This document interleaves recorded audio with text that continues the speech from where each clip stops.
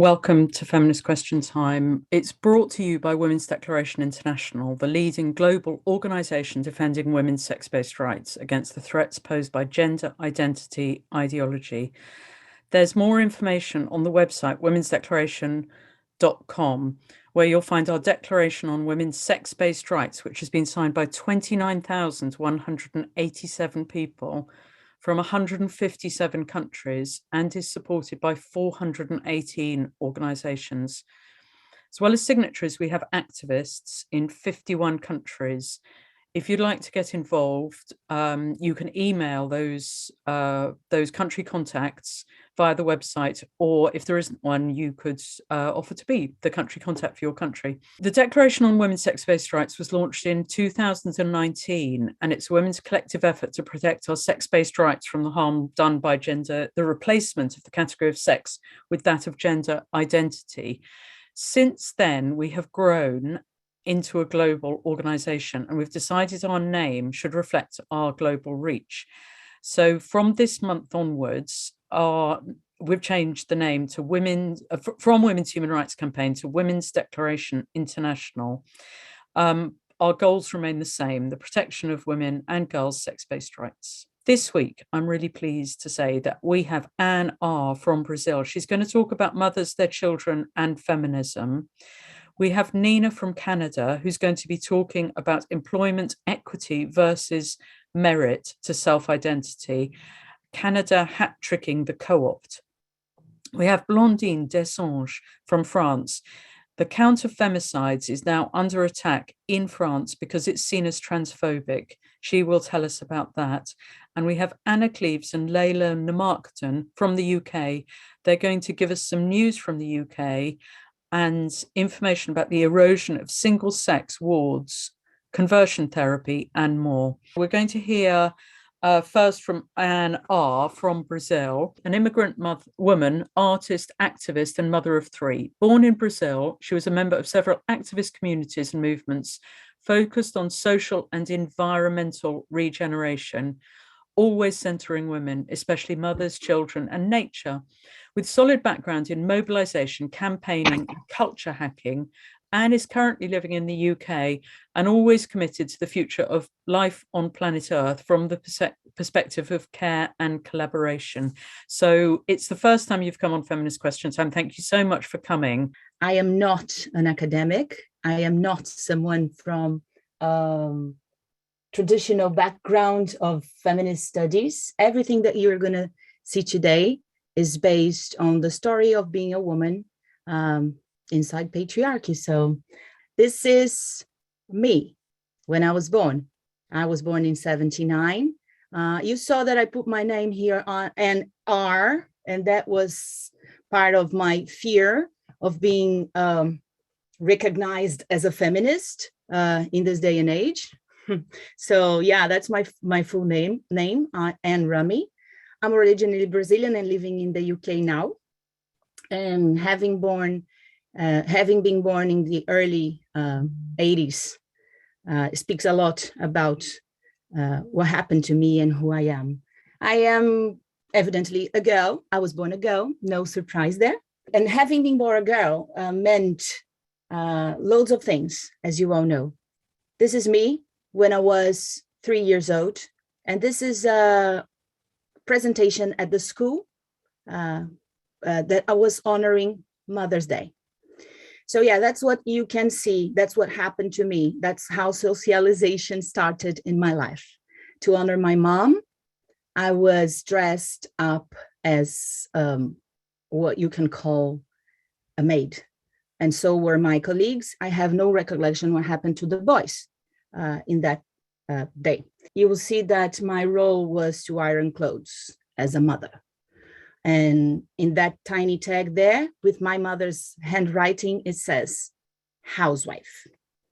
So the idea of being a woman was pretty clear ever since I was a child. But something weird happened, and instead of getting used to that idea, I got completely revolted. And I consider myself a feminist ever since that day.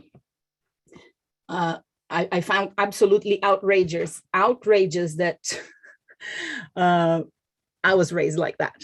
This is the first decade of my life. I was a kid, and then as a teenager, I just dealt with everything that happened from being a woman, a girl, from turning into girlhood to womanhood.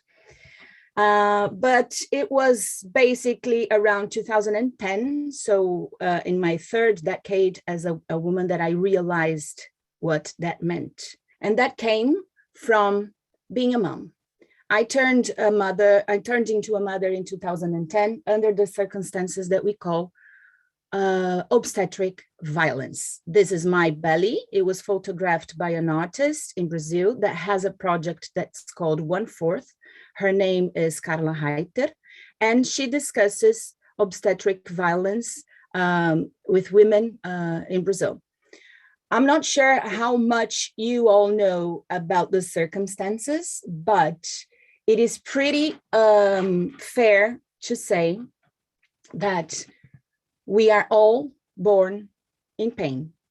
The scenery of the way of that children are born and mothers are treated worldwide is outrageous. It's an absolute scandal. And this is what made me understand the exact context of being born a woman in a female body and having exerted my reproductive capacities.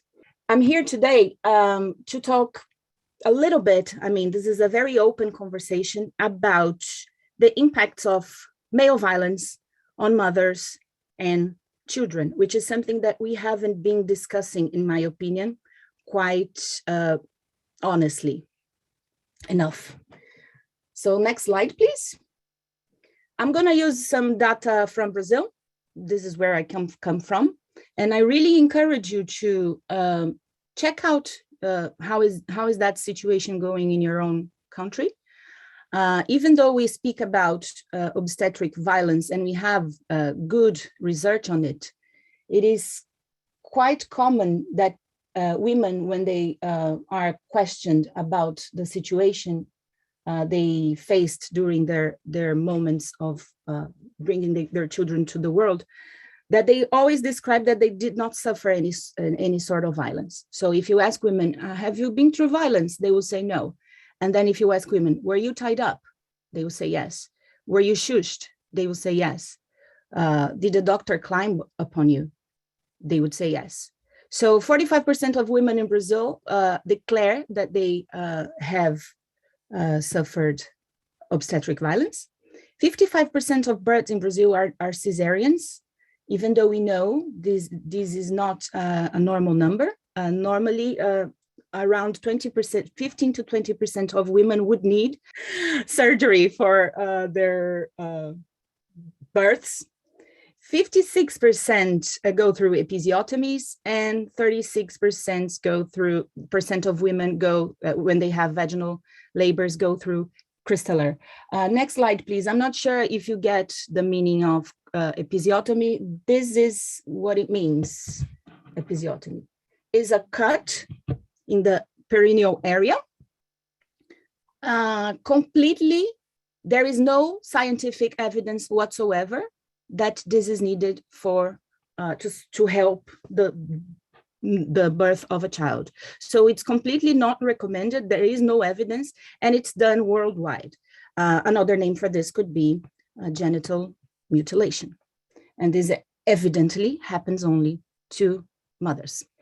The next image shows what crystallar means. This is when the doctor climbs on top of the mother, or someone in the health team that is supporting the birth, literally pushing the baby away. There's also no evidence that this is helpful.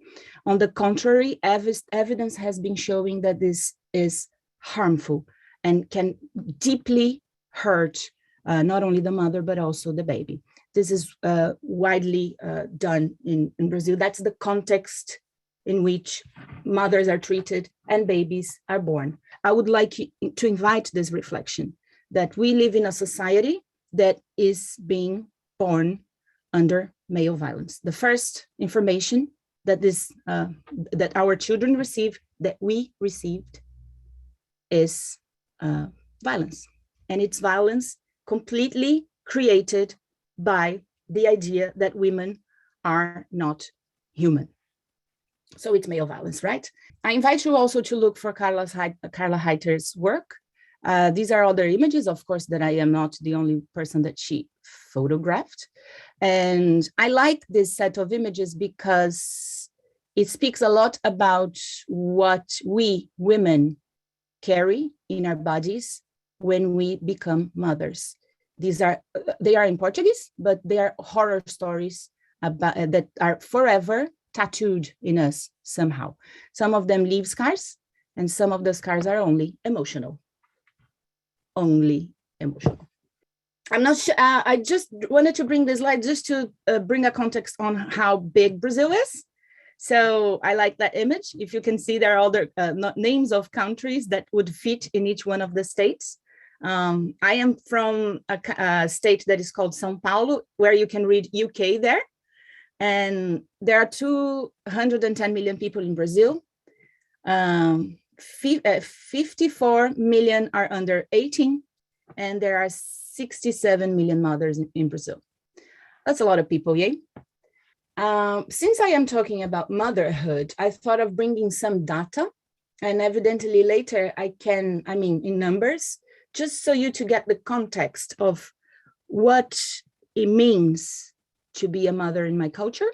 6% of the children, so from all those 54 million children, 6% of them have no fathers in their birth certificate, whereas 37% of the mothers raise their children alone. And I would risk, there's no evidence to that, but I would risk to say that the other 63 also raise their children alone, because let's face it, that men are kind of useless in the realm of taking care of human life. Not all men, I know, but in Brazil, 47% of homes have mothers as householders. So not housewives, householders. 63% of those are below the poverty threshold.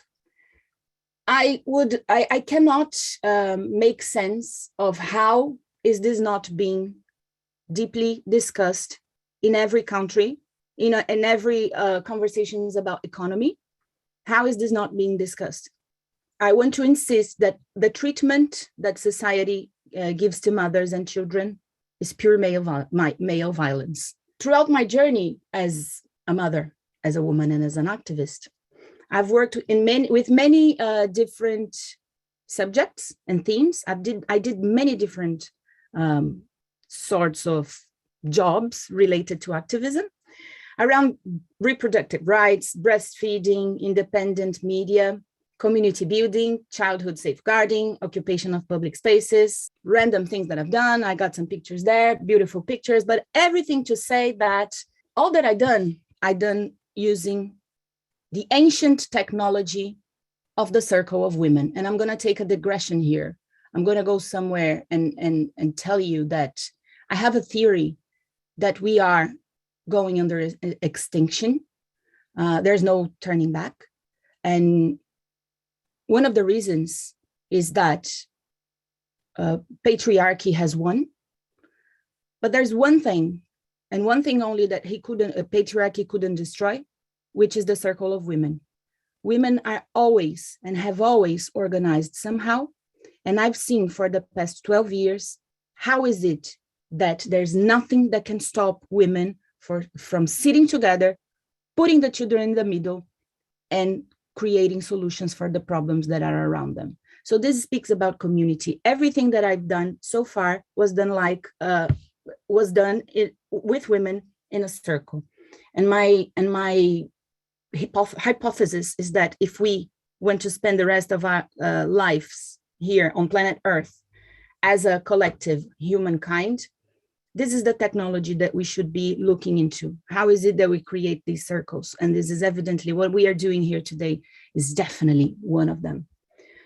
But listening to women and hearing their stories, and evidently these these circles and these conversations and these movements were always informed by feminism, I have recognized these women would tell me stories that really scared me in terms of how, in the name of feminism, they would basically hurt their children. And that was something that I have been observing for 12 years now. This is the name for that. They call it the transferring of oppression. So it means that if I feel oppressed by patriarchy and to be free, so to feel free from patriarchy, I should just transfer the oppression that I feel to someone that is more vulnerable than I am. And this helped, and this happens a lot in the realm of feminism and motherhood. So instead of dismantling and looking to the bigger picture and looking to the wider reasons for their oppression, mothers informed by feminism would hurt their children. And by hurt, I mean lack of care, physically hurt, abandonment, emotional abandonment. There's a trend nowadays that speaks ill of children, that openly speaks about hating children in the name of some sort of freedom for women. That is wrong. I want to suggest that compulsory motherhood and everything that we expect from mothers in terms of social behavior is not completely disconnected from our sexed bodies. Once I heard that, not once I heard, I've heard this many times, that women just birth their children. And this is the only thing that is connected to our sex bodies. And caring for their children has nothing to do with our sex bodies. I want to dispute this idea. It is not true. Anyone who has been a mother and has nursed their babies and has seen a newborn and how much they need us, their mothers, anyone who has experienced that can confirm what I am saying. There is a reason why babies need their mothers, and it's not social. It's not a social construct. I have realized that people, in the name of women liberation, would suggest, for instance, that a bottle is better for a baby because they think they are informed by feminism, but they are actually informed by capitalism. This is an old propaganda from Nestlé in Brazil, and it's a mother there, and it says, leite ninho, o melhor do mundo. That means powder milk, the best in the world, which is a lie. Human milk, breast milk, mother milk is the milk for the baby, not cow milk. This is obvious. We don't need research on that. Obvious. It's obvious. Humans are the only mammals that would drink other species' milk. I just want to say that if something that is supposedly liberating women is supporting capitalism, that's not feminism. This is the value of the global dairy market. We are talking about 800 billion a year by suggesting that mothers will be free if they feed their babies with artificial milk and give money to Nestlé. If you need data on that, you can go to UNICEF. So they would say, and there's many studies on that, on how the breastfeeding babies would be something quite important. And I'm not going romantic here. I'm talking babies need their mothers. Babies need their mothers' bodies. And that's not a social construct. So Anne, I'm just saying you've got 1 minute left. So okay. just so you know that. Woo! Okay, so You can carry on in the breakout rooms and talk to the great. women who go there later. So just say one more thing, maybe. Okay, so I'll just wrap it up here.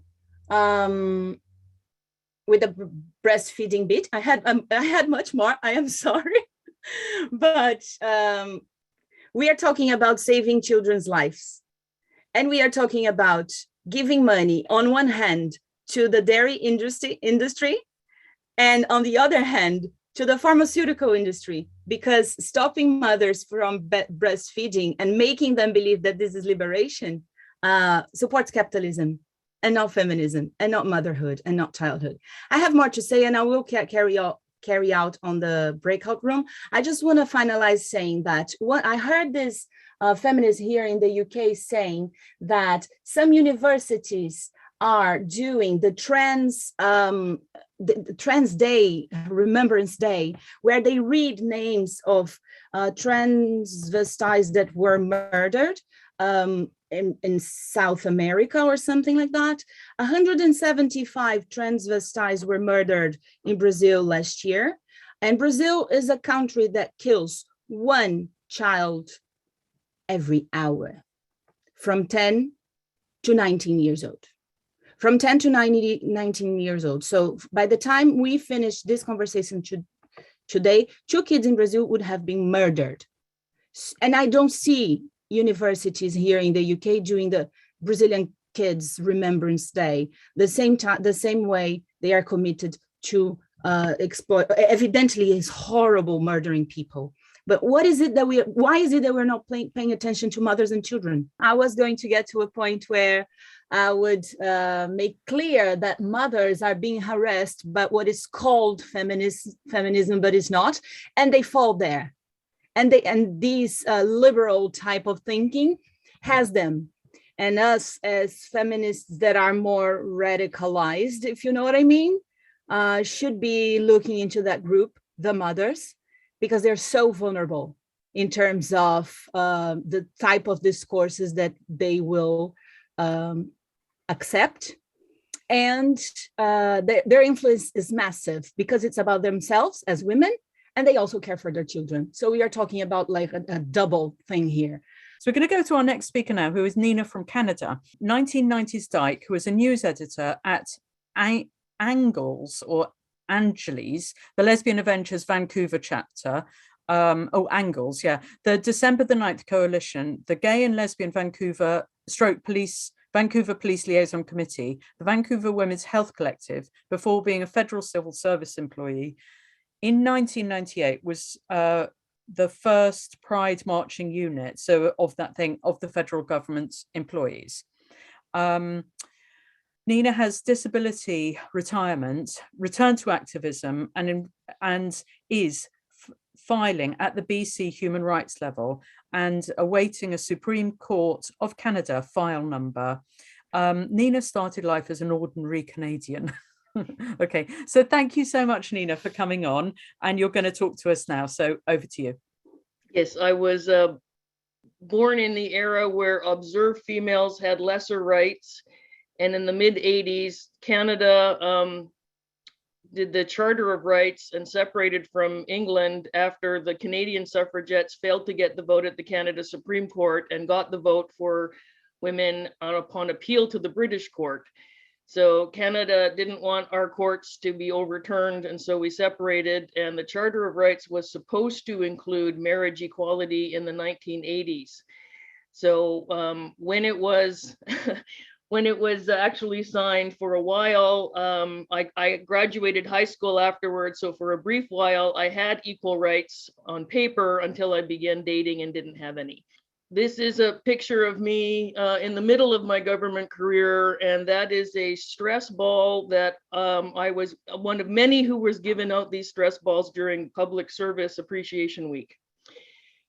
Employment equity was in Canada and affirmative action was in the US, and the idea was to alter the outcomes and equalize the access to opportunities for 4 particular designated groups. And I'm going to say them in the reverse order that they are normally said to make it very pointed. It is Indigenous, disabled, visible minority, and women. You can pick one category. When if we can go to the next slide, the employment equity was done because of the oppression by heterosexuals. And what we're looking at here is in the 90s, when I was the news editor, one of the news editors of Angles, Angles published from 1980 until 2004, and it started as the gay and lesbian paper. And this is the issue that bisexual was added to the Angles gay and lesbian, and this paper was primarily gay men the entire time. And this is a cover where I happen to be on the cover for the issue. And the article on bisexual was the very first time the paper ever had a reprint request. And so this was an article about bisexuality in amongst gay and lesbians, that bisexuals are not tourists, they are a unique sexual orientation. And these are alternate pictures that were going to be used on the cover, because this was the decade that the public in Canada found out that gays and lesbians were kept in the concentration camps at all and not released after World War II. So the pictures are showing, the one I would have liked to have been picked was the one with the triangle in the tree. And then these are just the other two pictures are me and the other model looking at different books. And so this decade, Little Sisters was having censorship, and this is where the Butler decision about pornography came into play with censorship. And because most pornography is based on a heterosexual model of male exploiting females, and the Supreme Court couldn't cope with, there was gay male porn that did not include women, and that there was lesbian porn that was actually made by and for lesbians that didn't actually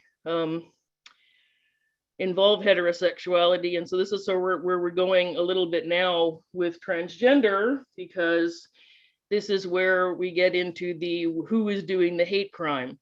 Heterosexual men are the ones who invented the words homophobia and transphobia to explain that they had assaulted, sexually assaulted, or murdered someone as reasonable for being in the same room as a person who had particular demographic characteristics. And the murdering of people who are in the street, who are not white, because white people are afraid of them, is the in public practice of that homophobia and transphobia that it tends to occur more in bedroom type situations. So applying the trans lobby, attempting to call anyone transphobic for not dating a trans person, is a huge misuse of the word. And the government of Canada in 2016, when they passed the trans rights, they were actually passing special rights, not human rights. Human rights relate to the whole person, which I'm going to go back to employment equity. So the Indigenous, disabled, and visible minority groups includes men, and the word heterosexual is left off this list because this was primarily to address between heterosexual oppression. And gay and lesbians was only after court cases. In Canada, we had to fight for military service, we had to fight for marriage equality, we had to fight for divorce equality, as well as work and education access. And having those things in law has been completely undermined by self-identity, because the characteristics for which we were oppressed now are being claimed as hate crimes against trans, and previously bisexuals and lesbians and gays had been able to be in the room with trans people, and now being called bigots, we don't really have a reason to be. Also, just one last note of Angles, it took me 3 months to get the collective to agree to add bisexual, and it was my understanding after I left the collective that the trans activist who added transgender to Angles did so by letting offering to take the paper to press and just making the change after everyone else left, and it was never voted for and agreed to, and then it couldn't be undone afterwards. Okay, so this is about policing. And so this article, there was a gay and lesbian / Vancouver police liaison committee in the 90s. And it was actually the police who insisted on the slash because they were unaware of slash fan fiction, and the whole, the cops are beating us up and some of us are cops, and there's a whole, the village people fetishization of, job things. Yes, so and so this other picture, police complaints talk to Opal. That's a picture of Wally Opal. He was the justice minister in the 90s, and he was later premier of the province of BC.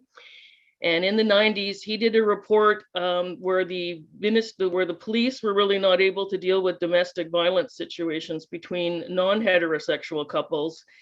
And when I later worked at RCMP, I took his report and was able to actually add gay gay was already on the domestic abuse form, oddly, in the 1980s. And then in 1999, I was able to add lesbian, bi, and transgender to that form. So this is where in the 90s we had AIDS was going on.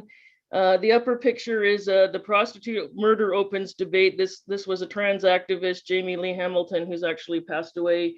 And there's a whole number of other ones that have, fought for the whole bathroom thing and went after, in the US, the Michigan Women's Festival was under, improper application of human rights. In Canada, it was the Vancouver Rape Relief and other women's organizations.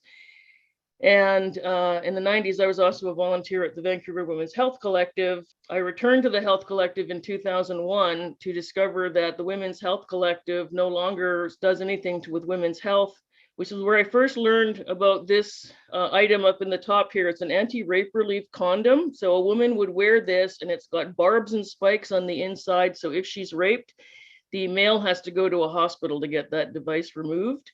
Employment equity was set up to help the categories, and in the Indigenous, disabled, visible minority, what happens in those meetings is the men are at the table and the women make the coffee, and at the women's group, which is not specified to be white heterosexual, which it primarily is, it means the white women sit at the table and the other women make the coffee.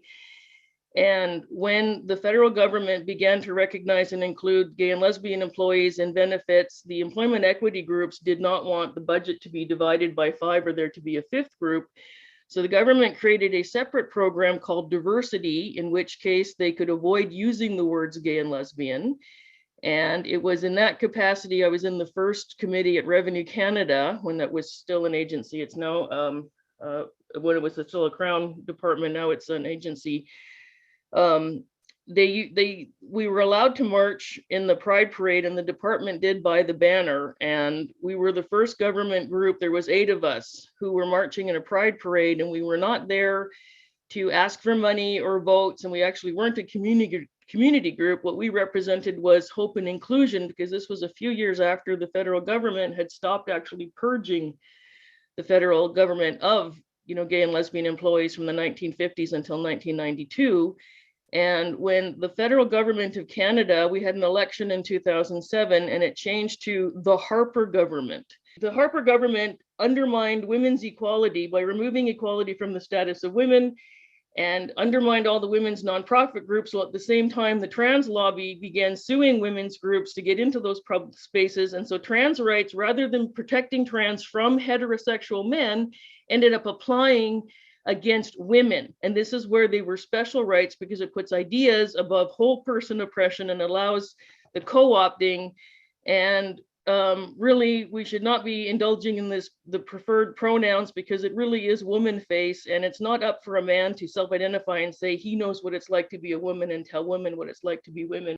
I'm waiting for a Supreme Court number to take all of this to the Supreme Court, because I lost my career owing to heterosexual oppression, and then now the government changed the rules. So now there's no way for me to go out in public space, because now we don't have demographics to belong to and communities. And not only having a stranger walk up to you and tell you that you're a bigot because you don't want to date them and you don't even know them is absolutely ridiculous, and it's just beyond comprehension. I was a Vancouver Women's Health Collective volunteer in the 90s. I returned there in 2021 to discover non-binary trans have taken it over, and cultural side has happened. 50 years of health information for women has been shredded, as well as every woman who ever reported about the problems with doctors. So the doctors who are, so this is basically trans are now supporting doctors by ending women's healthcare information and ending women collecting information on doctors and challenging doctors who can only observe. They are ordinary people.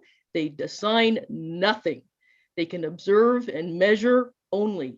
Yeah, same-sex marriage was used by people who were against marriage equality to invoke gay male anal sex to do disgust, and that's why same-gender marriage or just the word marriage was done by proponents. And so this is where gender is about sex, so it can't be separated. Okay, we're going to move on now to Blandine Desange, who is from France.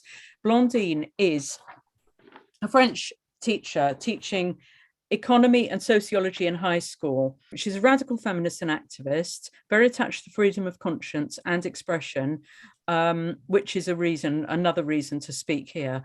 Blandine is going to talk to us about how the counting of femicides is now under attack in France because it's seen as transphobic. So thank you so much for coming on. Bienvenue, and over to you, Blandine. I am a feminist and a women's rights activist.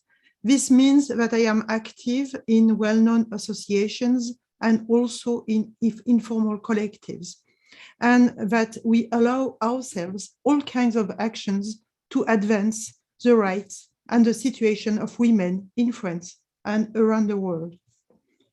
As for the Women's Declaration International, I have been an activist there for more than 1 year, and I participate with other women in a podcast we created, which allows gender critical women to testify on gender ideology, on their impact on their lives, and on the dangers of trans activism.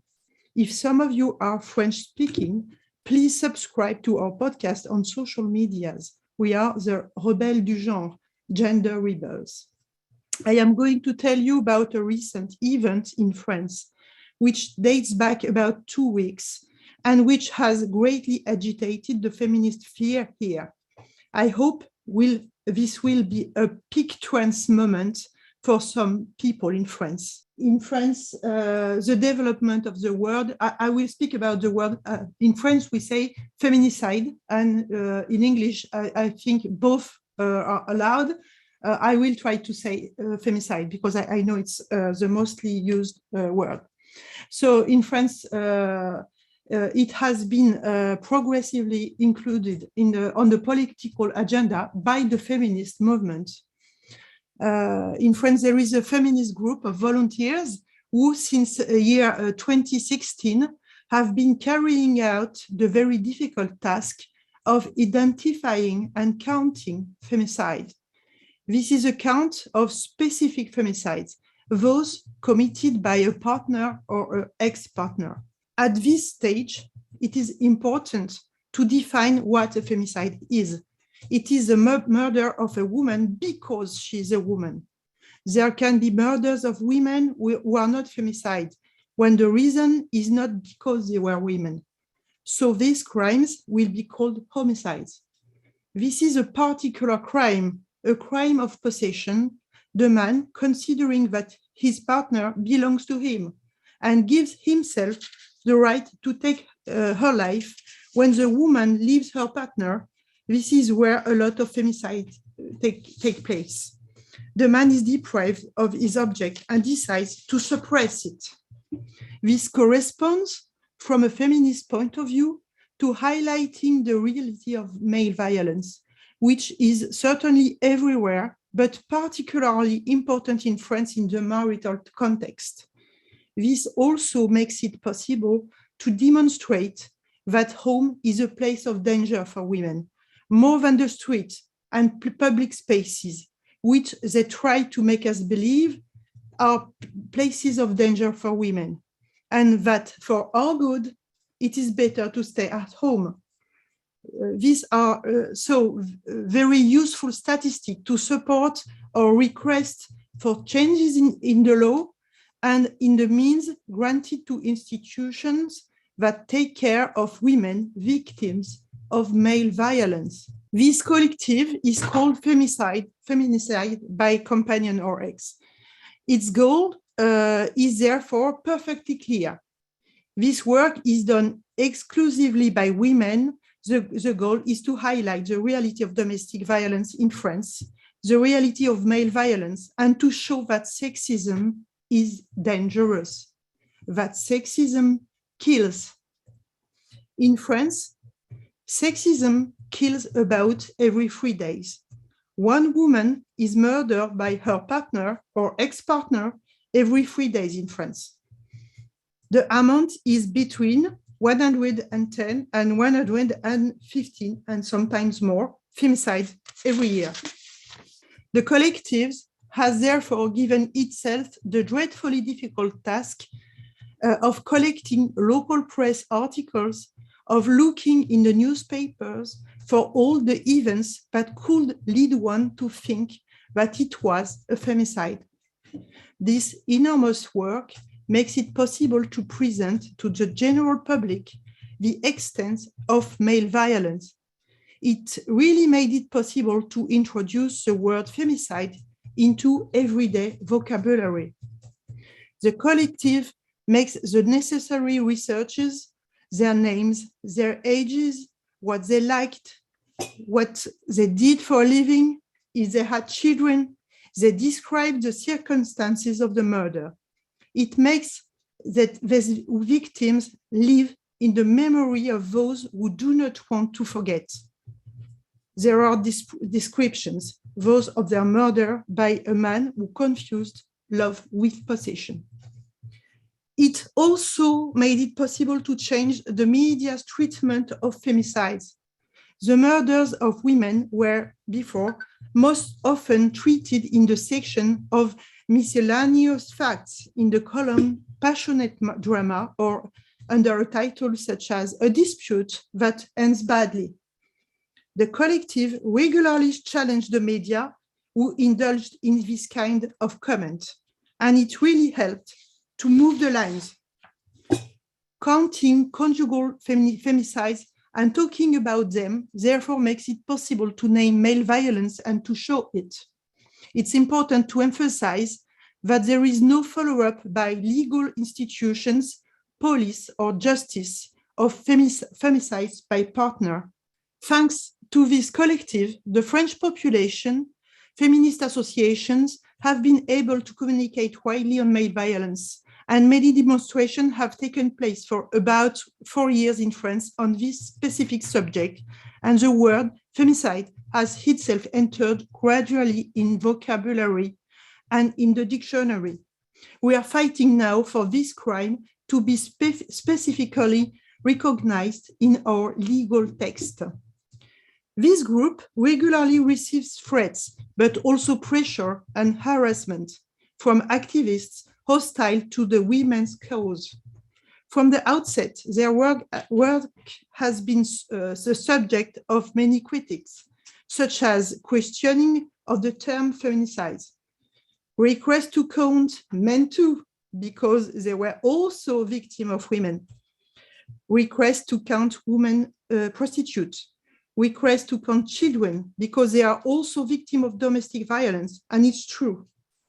Ask to remove from their count the elderly women killed by their husbands under the pretext of altruistic suicide.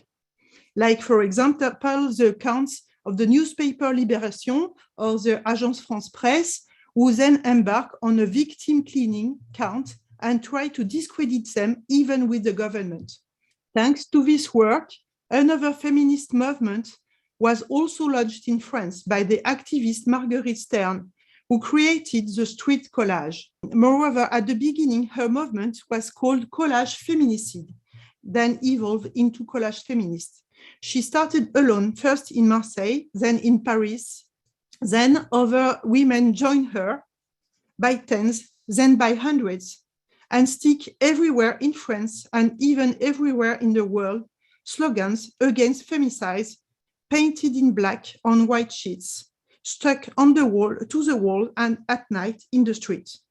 Unfortunately, this movement was itself quickly invaded by trans activists, who ended up expropriating Marguerite from her work in a very violent way, which is both a scandal and a great suffering for feminists, and of course, a great injustice for Marguerite.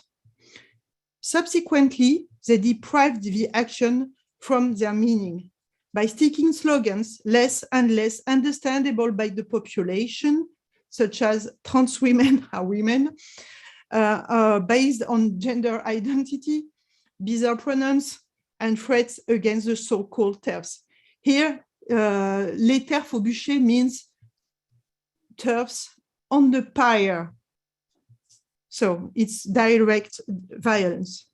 The movement persists, however, through a new collective called l'Amazon and carries out street actions, and in particular, collages on violence against women, femicide in particular.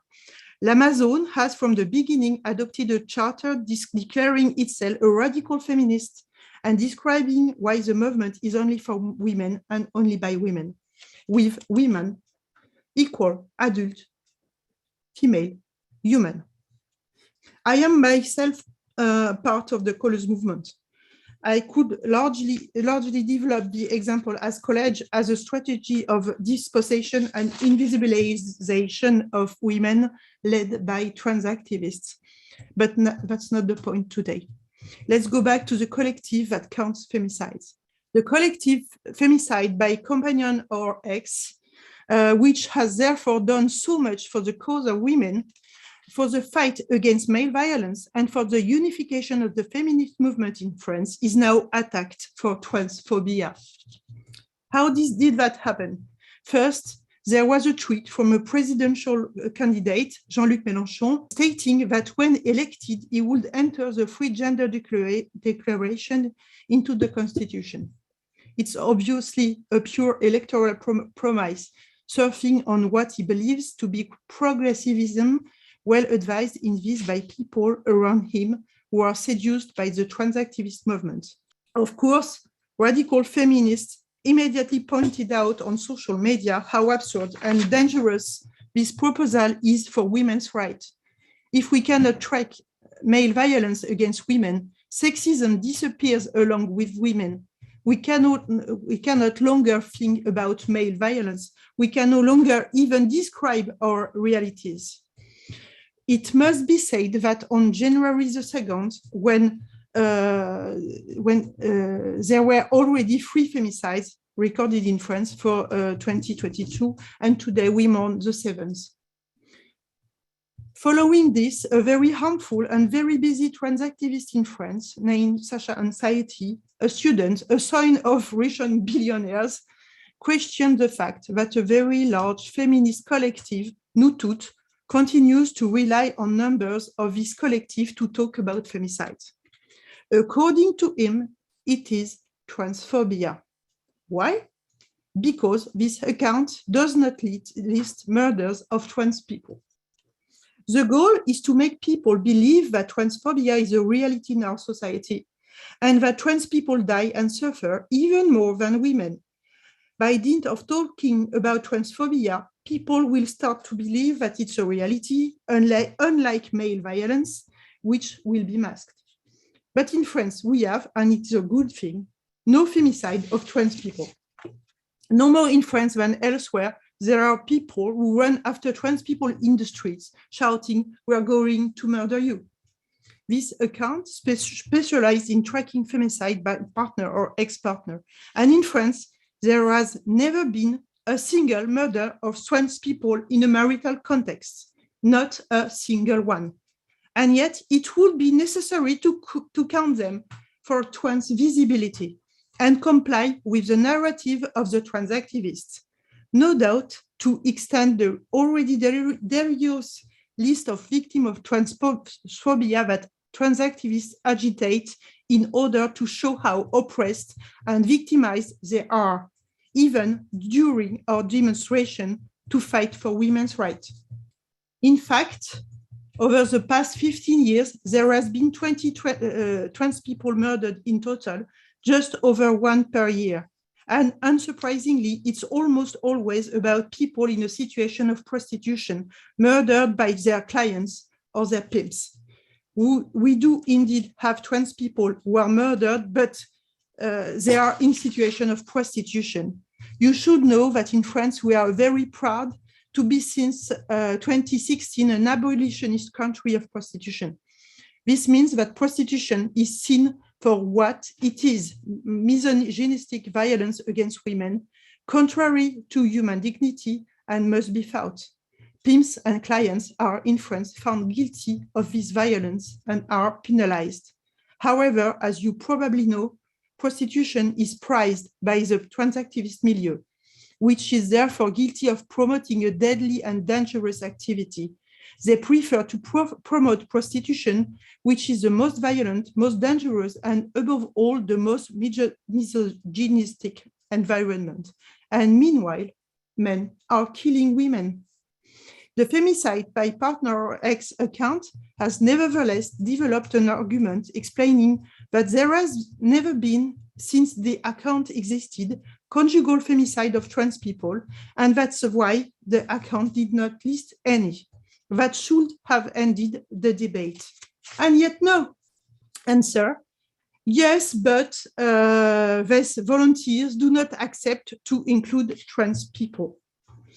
For good news measure, the trans activists claim that the collective does not count the femicide of racialized people, and this is obviously false. But it shows that they are ready to do anything to discredit the collective. Not only would these women be transphobic and putophobic, but they also would be racist. The collective Nutut then publishes a series of tweets denouncing the so-called transphobia of the collective and the alleged violence of the transphobic remarks made by the collective. They declare that it's both oppressive and illegal and decide to suspend the relay of the count of the collective.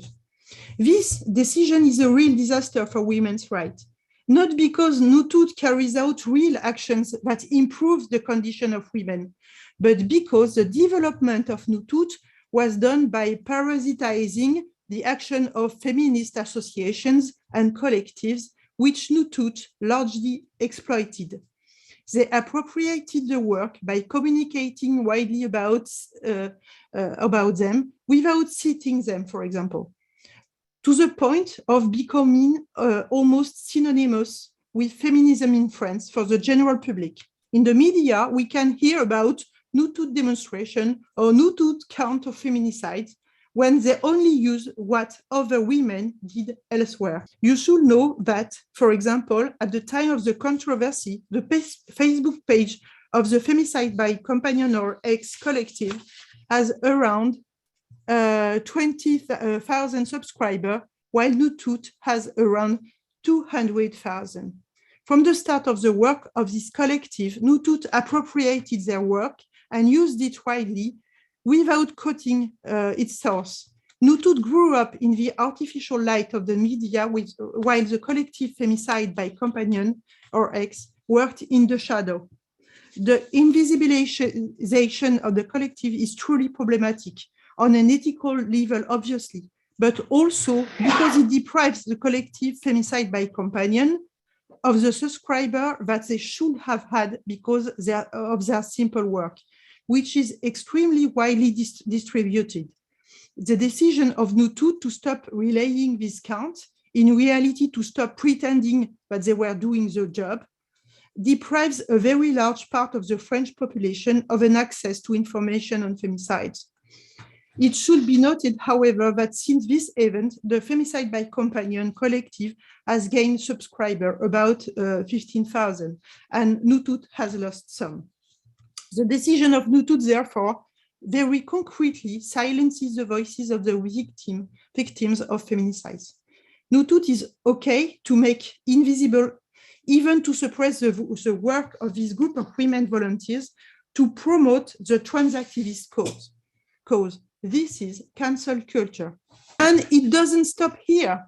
Family Planning, one of the oldest and largest feminist associations in France, and which is now largely colonized by the trans activist movement, publishes a tweet declaring its solidarity with Nutut. No feminism without the fight against transphobia. No transphobia in feminism. And in this tweet, family planning recalls its support for trans people who are victims of violence. Not a single word about women. The collective Femicide by Companion, or X, then reaffirms its position. Our angle of work is the domestic violence. This is the choice we have made, and no one has the right to impose another one to us. And for your information, in 6 years, no trans woman or man has been killed by a partner.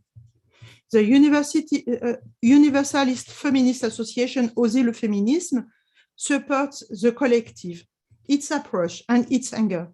French women, politicians too, but a very few of them. In France, it's particularly violent and disturbing in a context where freedom of conscience is guaranteed by constitution and by our history. We are a non-religious country.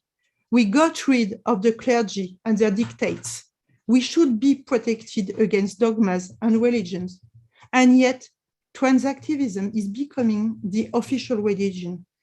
Whenever women express themselves for what concerns them directly, act for themselves, organize themselves to defend their rights, trans activists consider it as transphobia, harassing women until they succeed in erasing them. This is exactly what is happening in France today. The French feminist movement seems to be deeply divided. In reality, it's not a question of division, but of entrism, of parasitism. We are suffering from a huge, deadly patriarchal backlash. On the one hand, there are feminist associations that are still resisting, whether or not they display anti-queer positions. Some are silent, for they fear reprisals or are under threats. And on the other hand, there are long-term feminists who did not see the danger coming, seduced by liberal feminism, or parasitized by young activists who have emptied the words of their content, and who are completely masculinist today because they are victims of trans activist entrism, like Nous Toutes, or like family planning. The great battle remains to be fought. We've got Anna Cleves and Leila Namarkton, and Anna is going to introduce both of them for us. So they're both from the UK and going to give us some updates on a range of things. So thank you so much, Anna, and over to you. I'm going to tell you about some activism that Leila and I have been involved in. Leila has been active in women's rights throughout her life, from transporting supplies to the Green and Common Women, who many of you will remember, to setting up Rape Crisis Centre. She's an experienced mental health practitioner, both in nursing and in advocacy.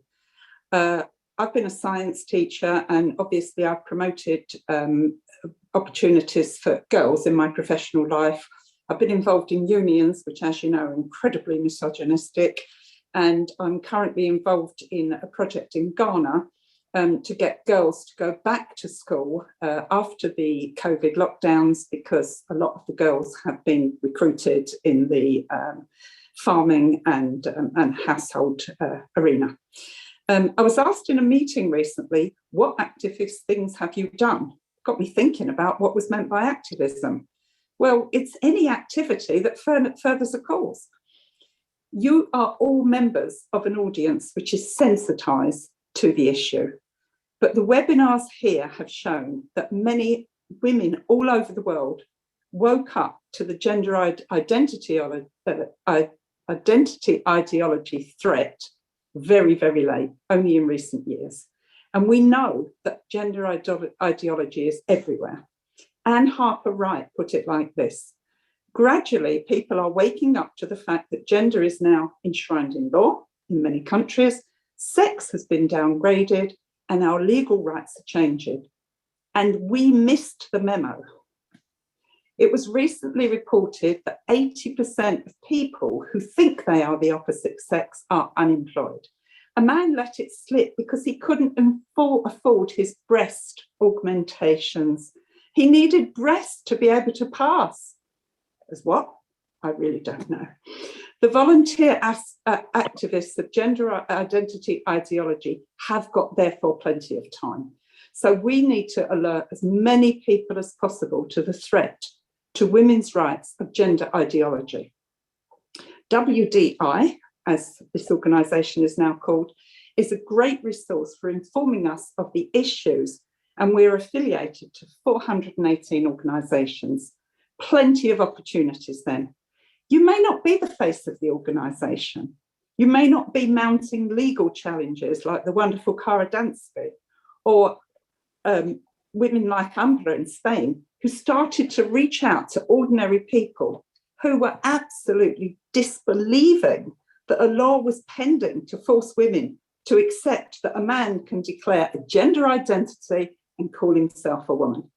These people can be persuaded to watch a YouTube, to sign a petition, to write to their representatives, and of course they vote.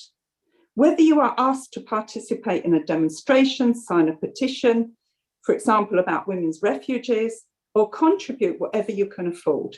In the UK, you've heard, obviously, of Women's Declaration International and Keep Prisons Single Sex. I had dinner last night with a woman who talked about Keep Prisons Single Sex, and I said to her, there's a crowdfunder going on at the moment. Can you afford to put in a £5? Because if 1,000 people put in a £5, they'd have a bit of money. Transgender Trend, for parents to challenge the illegal teaching and arrangements in schools. I've alerted loads of parents to that organisation. Sex Matters, of course, have come in much later, but they've been pretty effective.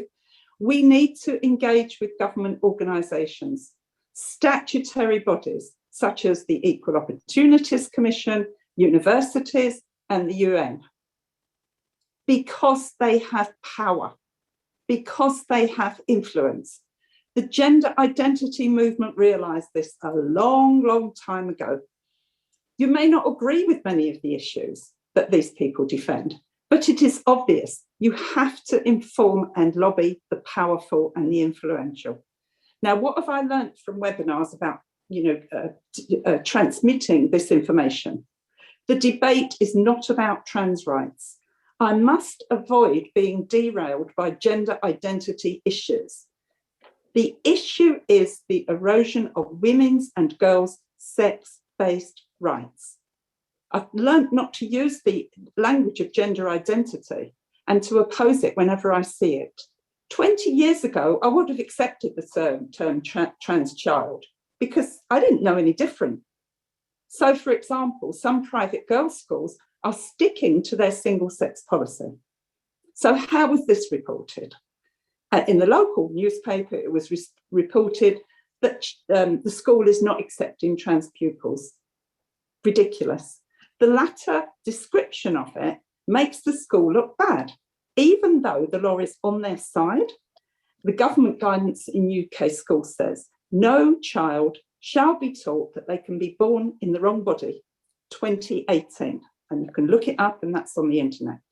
Layla and I have been involved in UK government consultations. Anyone can answer these. A recent one was about conversion therapy. The questions are dreadfully constructed, strongly influenced by groups which subscribe to the affirmation model of gender identity. I say I'm a girl, so I can go through a clinic and get my gender identity confirmed and get all the hormones and mutilations that I want. Now, your first reaction when you look at this, as was mine, is, I don't want to be involved in this rubbish. But I think we must. Otherwise, we'll be seen as not having any concerns. There's no opposition to this.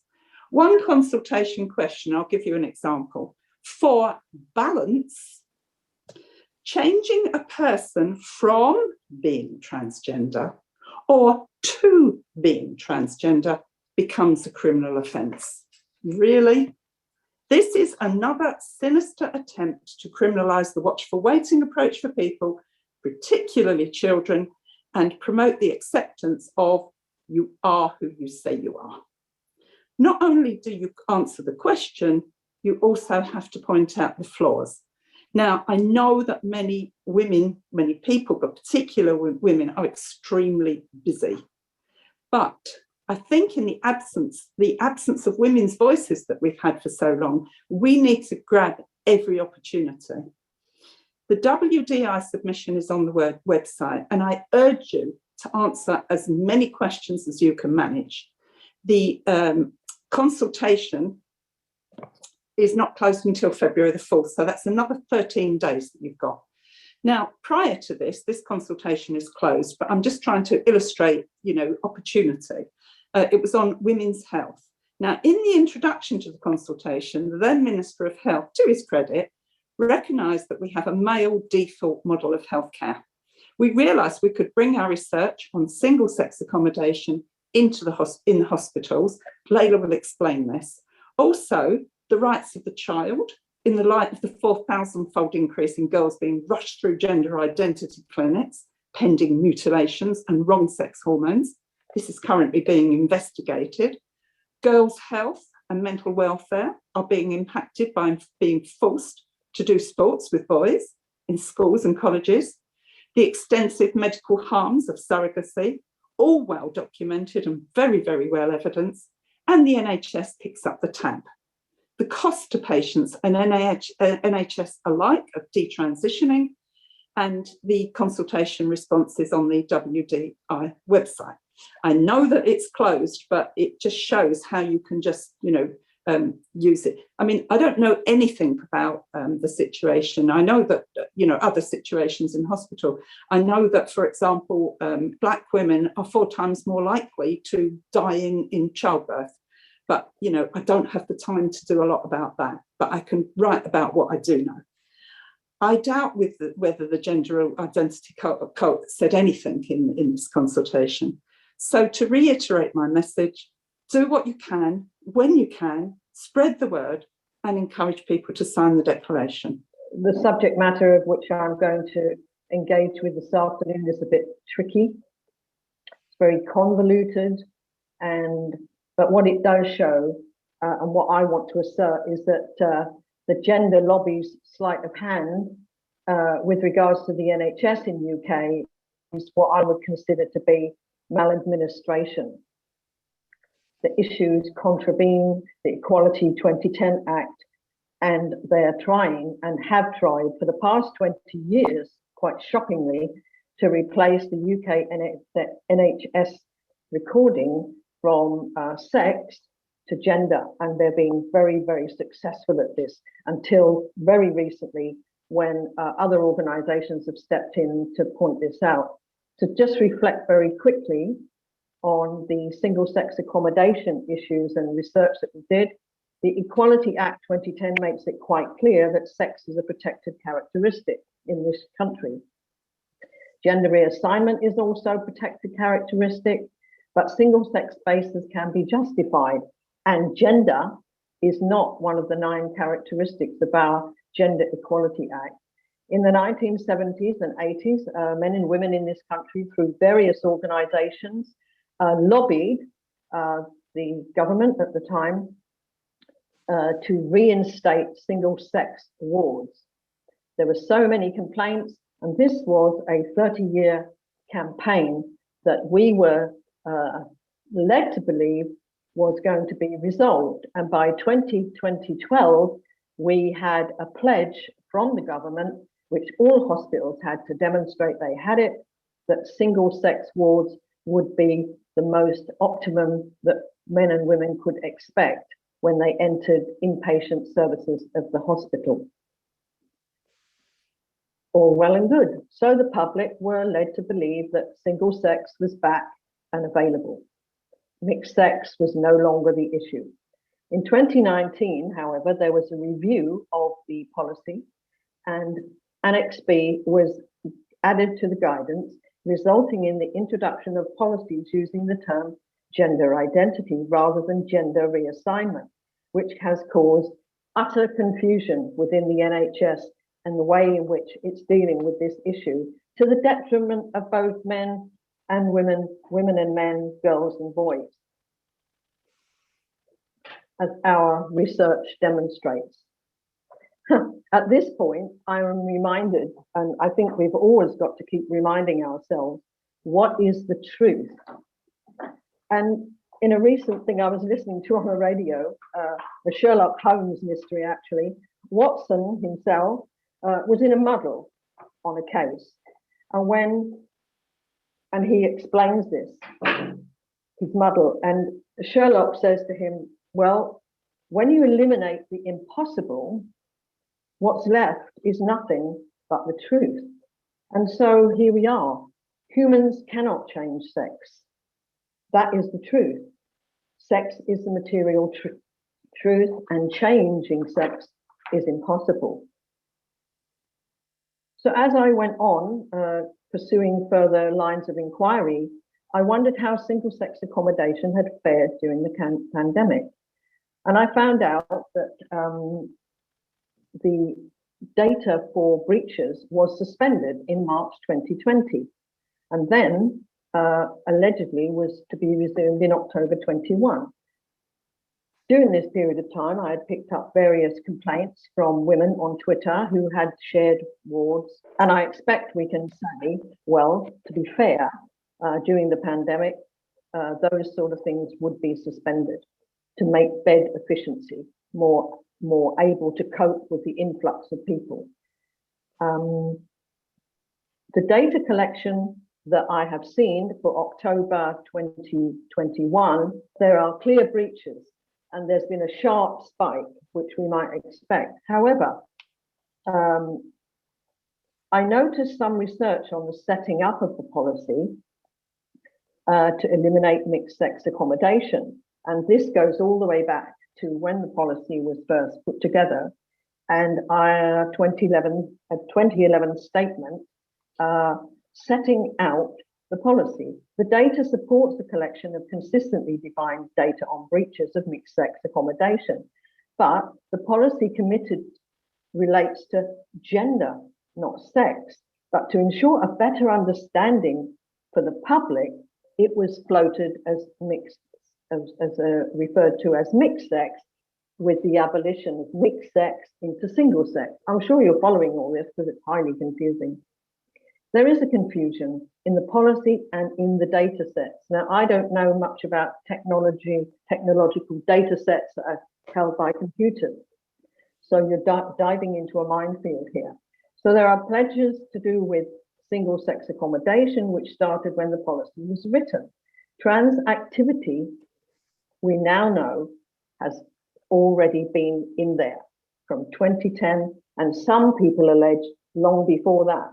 Some people are now arguing that this was a post effect of the Gender Recognition Act in 2004-05, that gender was now going to be considered as the major source for data collection for the NHS rather than sex. I wanted further information because I couldn't make a lot of sense of any of this. So I sent an email to the NHS Data NHS for further information. I asked simple questions. How is data on single-sex accommodation collected and collated to monitor breaches of single-sex accommodation in acute settings? What information was gathered on the was the information gathered on the basis of biological sex or gender? And how was this to be disseminated and made sense of when actually using the data to plan NHS and discriminative practices that may be in the NHS regarding operations and patient care and treatment?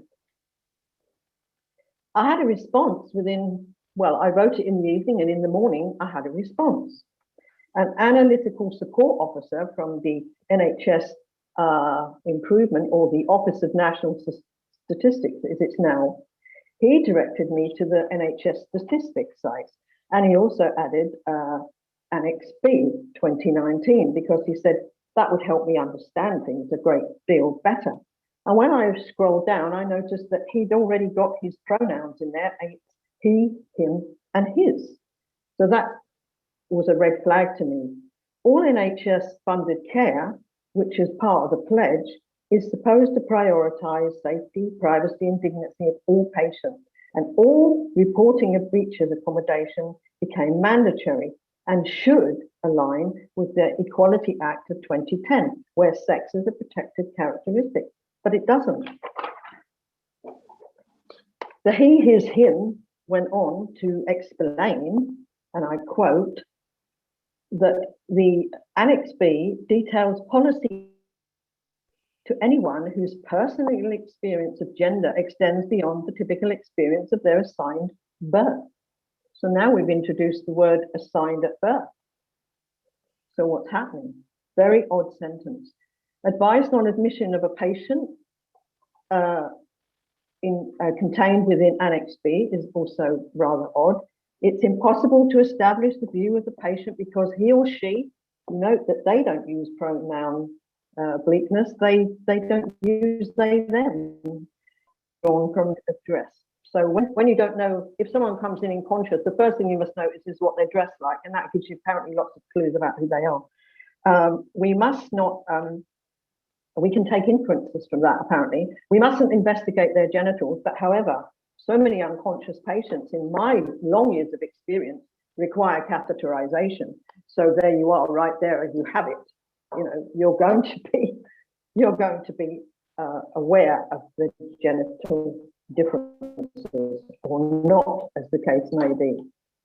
So I then get worried about other information about things that are told that nurses have to do, and that they have to assess transgender patients on the basis of a case-by-case. And as a recent article last year in the Telegraph outlined, what nurses under conditions of any situation, whether in this country or elsewhere, has time to do case-by-case basis on people who they might have issues with or concerns about. So I responded to my interlocutor on this and asked more questions.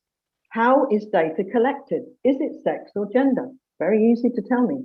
Where can I access the format for this collection? And are patients recorded on the basis of their sex, male or female, or by their declared gender, women, men, other?